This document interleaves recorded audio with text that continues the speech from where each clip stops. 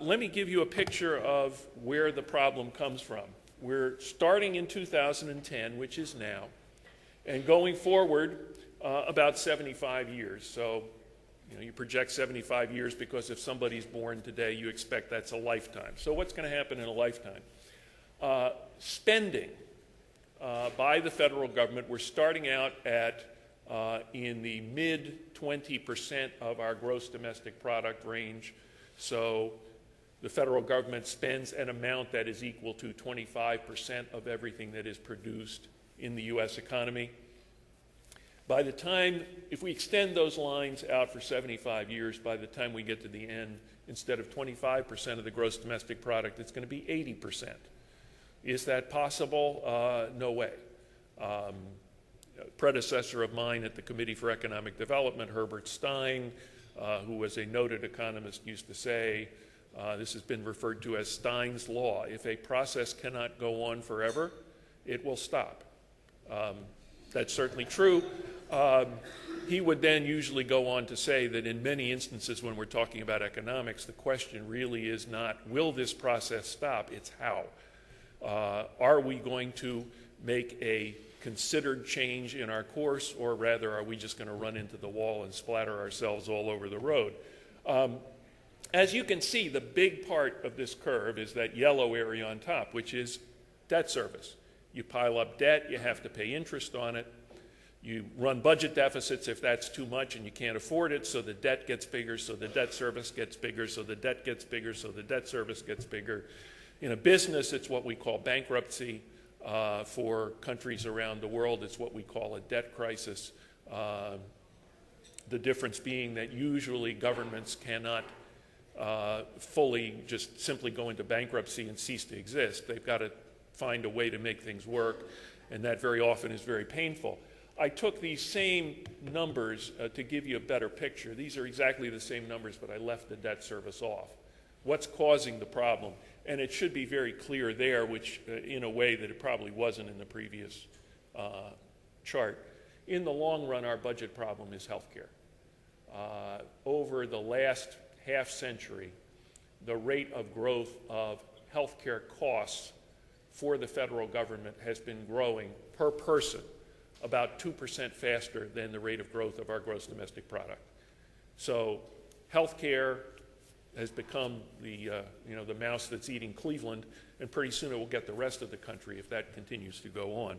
So that's one thing we have to deal with. It's not going to be an easy thing to change over any reasonable period of time. Healthcare is a necessity. People buy it.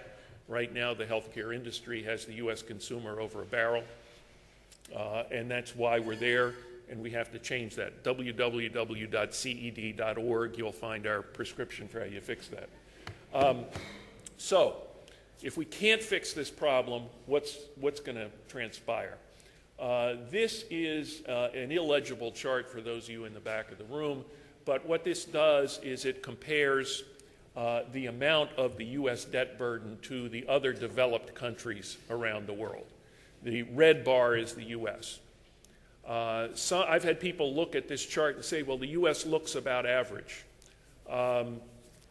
Yeah, in an arithmetic sense, that's true, but you want to look at the countries that are worse off than we are. Japan, a ratio of its debt to GDP of 200%. They're doing fine, except they've had no economic growth for 20 years. Next to them, Italy. You've seen the acronym of countries that are troubled in Europe, the PIGS, P-I-I-G-S. That's one of the I's, Italy. The G is Greece, which is right next to Italy. Next to that is Iceland, the second I. Belgium had an even bigger problem, straightened their house out, and the economic slowdown appears to be getting them again. Then comes Portugal, which is the P in PIGS. So we've got all the PIGS among all the countries that are worse off than we are. The basket cases in Europe make up 5 out of the 7. The last one there is France, and I'm told by some of my friends that we should not want to imitate France. I'm not quite sure why that's true. Paris seems fine to me, but in any case, yeah, arithmetically, our debt load right now is about average. but when you put that into perspective around the globe, everybody who's got more debt relative to their economies than we do is in trouble.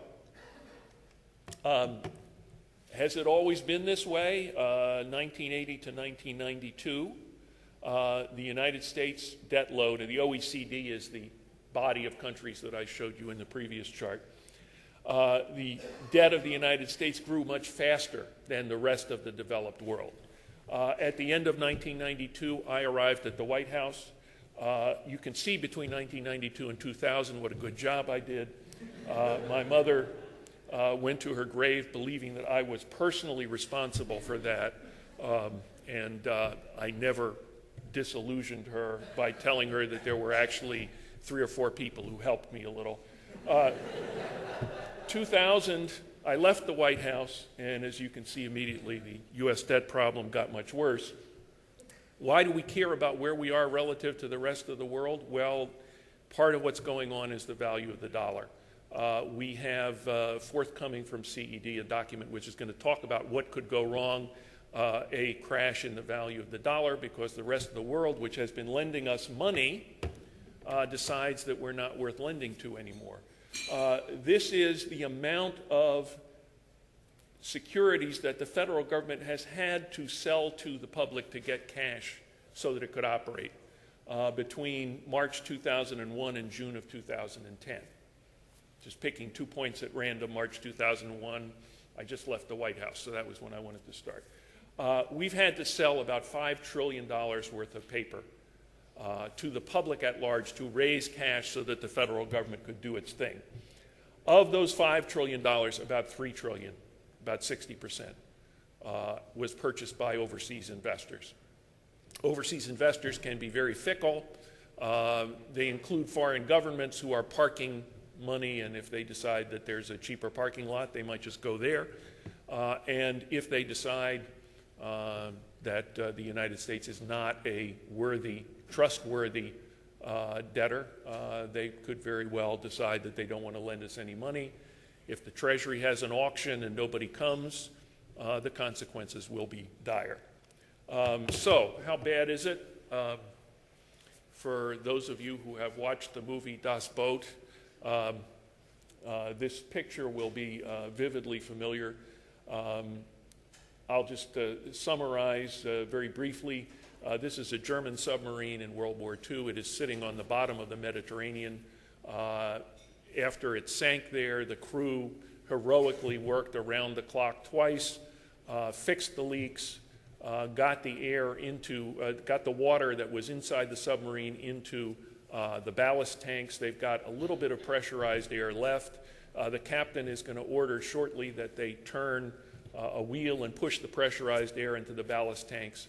If there's enough pressurized air, it will force the water out of the submarine, and the submarine will rise to the surface of the Mediterranean Sea. If there isn't enough pressurized air, it won't. So, as you can see, there's a certain amount of anxiety among the crew. I won't spoil the ending of the movie, but I will note that at this point the captain said to his crew, if we make it, it's half a bottle of beer for each.